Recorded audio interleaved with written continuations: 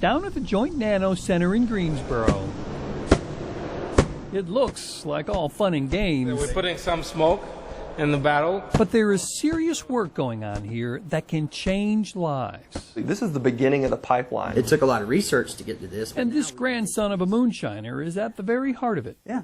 Taylor Mabe and his teammates here have put the power of a dozen scientists in the palm of your hand. And it's pretty much replacing an entire chemistry lab. Imagine if a sensor like this could test for any disease. They laid out their creation in this video they made that was put on the website Joe, which is sort of a visual version of those medical journals. This type of testing is currently performed by large, expensive instruments. Samples are collected, shipped to a laboratory, and this process takes time and money. And they won a contest in which the public voted for the idea that they thought was the best. We dreamed for this sensor to do for patients what the glucose meter did for the diabetic. Change lives. Their idea eliminates the need to send samples of blood or fluids off in a refrigerated box to an expensive lab. So that's the cool part. So the surface is just a metal. Most of the time it's gold.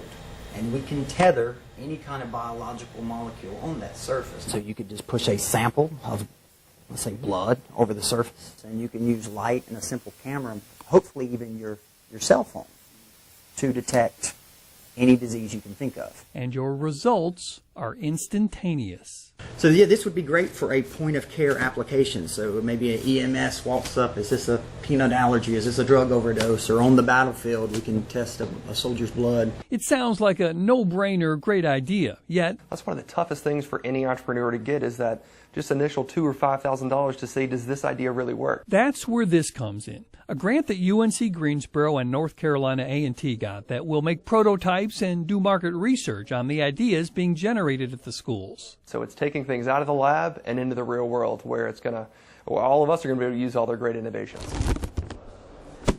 They've never had this kind of opportunity at UNCG or A&T before. It's a first for Greensboro. Because it could lead to the Triad's own version of the research triangle. Our plans are to do a startup with this technology. That's the whole goal, is that we're going to be able to grow jobs organically from our universities. And I can take a top piece. Maybe it's crazy to think that a moonshiner's grandson from Stokes County could end up running a tech company. Hopefully a kid from Little Bitty Walnut Cove can have his dream come true.